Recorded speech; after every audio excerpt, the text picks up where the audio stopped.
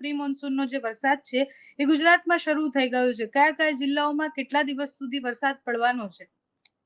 ચોક્કસથી પાયલબેન, આમ જોવા જઈએ તો બે વાત છે. આમ તો લગભગ ખૂબ આકરા તાપમાં ગુજરાત શેકાયું છે ને હવે પ્રી મોન્સૂન એક્ટિવિટી આવે એટલે સ્વાભાવિક રીતે તાપમાન છે ડાઉન થતું હોય. આજથી જ રાજ્યના ઘણા વિસ્તારની અંદર વાદળછાયું વાતાવરણ થયું છે, તાપમાન ડાઉન થયું છે. જેમાં દક્ષિણ ગુજરાત હોય, સૌરાષ્ટ્ર હોય, સાથે ઉત્તર ગુજરાતના બી ઘણા બધા ભાગો છે, અરવલ્લી સહિતના, જેમાં તાપમાન છે એ અત્યારે ડાઉન થયું છે. એટલે તાપમાન ડાઉન થયું છે, એક રાહતના સમાચાર ચોક્કસથી છે. પણ આ પ્રી મોન્સૂન એક્ટિવિટીનો સેકન્ડ રાઉન્ડ છે. ફર્સ્ટ રાઉન્ડ છે એ આપણે 20 થી 25 મે વચ્ચે આવી ચૂક્યો છે. હવે વાત કરવા જઈએ તો આવનારા 24 કલાકની અંદર ગમે ત્યારે પ્રી મોન્સૂન એક્ટિવિટી છે એ થોડુંક તીવ્ર થશે. આમ જોવા જઈએ તો આજે વહેલી સવારથી અમુક વિસ્તારની અંદર, ખાસ કરીને સરહદી વિસ્તારોની અંદર ઝાપટાઓ નોંધાયા છે. જેમાં અરવલ્લી જિલ્લાના પણ ઘણા બધા ગ્રામ્ય વિસ્તારો છે, બીજા મધ્યપ્રદેશ બોર્ડરના ગ્રામ્ય વિસ્તારો છે, બીજા છૂટાછવાયા રાજ્યના અમુક વિસ્તારમાં ઝાપટા નોંધાયા છે, પણ આ સીમિત વિસ્તારોમાં છે. હવે આ જે વિસ્તાર અને તીવ્રતા છે બંને છે આજે રાત્રેથી કદાચ વધી શકે છે.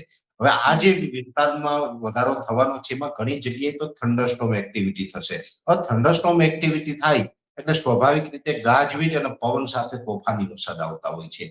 અને આ જે પ્રી મોન્સૂન એક્ટિવિટી હોય, આમ તો સામાન્ય રીતે જેટલી વધારે સ્ટ્રોંગ હોય એટલે કે એમાં ગાજવીજ અને પવન સાથે તીવ્ર વરસાદ પડે તો એ સારી બાબત કહેવાય, કેમ કે મજબૂત ચોમાસાના લક્ષણો ગણી શકાય છે. એટલે જે ચોમાસું ભલે ગુજરાતમાં નથી બેન પહોંચ્યું, પણ જે ચોમાસું આવી રહ્યું છે તે મજબૂત ચોક્કસથી છે. અને એટલા માટે પ્રી મોન્સૂન એક્ટિવિટી છે એમાં થંડરસ્ટોર્મ થવાની શક્યતાઓ છે.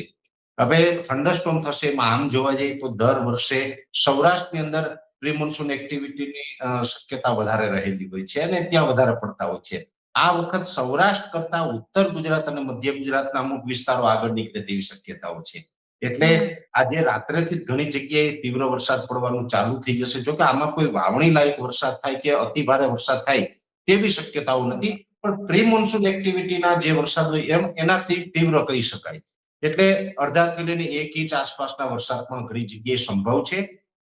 જેમાં ખાસ કરીને આજે રાત્રેથી જે તીવ્રતા શરૂઆત થાય તો સૌથી વધારે તીવ્રતા છે અરવલ્લી જિલ્લામાં જોવા મળે તેવું અત્યારે આજના અમારા પ્રિડિક્શન મુજબ અમને લાગી રહ્યું છે.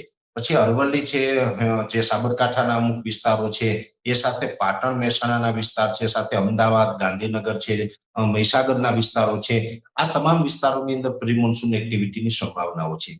એ સાથે મધ્ય ગુજરાતના જે આણંદ, નડિયાદ કે વડોદરા જેવા વિસ્તારો એમાં પણ હળવાથી મધ્યમ વરસાદો છે ચોક્કસથી જોવા મળશે. મધ્યપ્રદેશ બોર્ડર લેવલના જે વિસ્તાર હશે, દાહોદ, ગોધરા, છોટાઉદેપુરના ગ્રામ્ય વિસ્તારો, એમાં પણ ભારે ઝાપટાઓની શક્યતાઓ છે. ત્યાં કોઈ સામાન્ય ઝાપટા નહીં હોય, ત્યાં ઝાપટા હશે પણ એ ભારે ઝાપટાઓ હશે.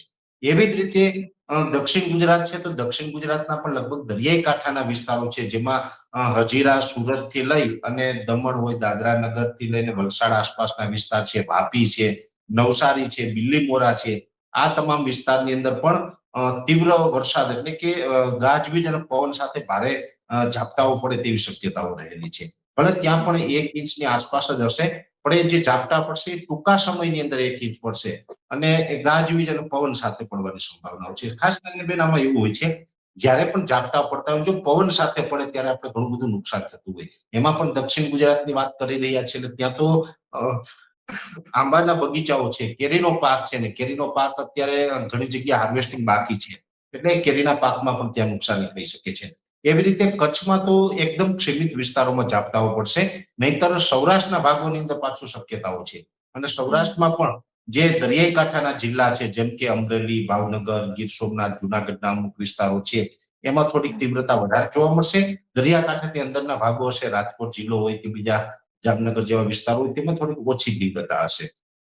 ખાસ કરીને બેન આ વરસાદો જે પડશે એ સાર્વત્રિક નહીં હોય, એટલે કે આમાં એવું બનશે 2-5 ગામમાં હશે, 2-5 ગામમાં ન હોય, એ પ્રકારે છૂટાછવાયા હશે. પણ આ તીવ્રતા સાથે વરસાદ પડવાના છે, થંડરસ્ટોર્મ એક્ટિવિટી થવાની છે.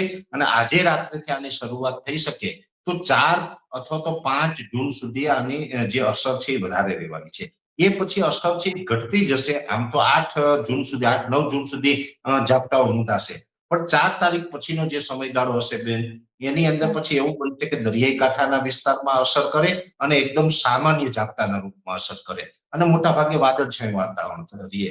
આ પ્રકારની શક્યતાઓ રહેલી છે. ખાસ કરીને જે તાપમાનની જે મેં શરૂઆતમાં આપને વાત કરી કે ઘણા સમયથી ઊંચું તાપમાન હતું, કમસે કમ એમાંથી હવે રાહત મળતી જશે. આમ પણ જે વિસ્તારમાં ઝાપટાઓ પડશે ત્યાં વાદળછાયું વાતાવરણ તો ત્યાં તો તાપમાન ઘટે, પણ જે વિસ્તારમાં ઝાપટાઓ ન પડે એમાં પણ હવે ધીમે ધીમે વાદળ થવાનું ચાલુ થઈ જશે.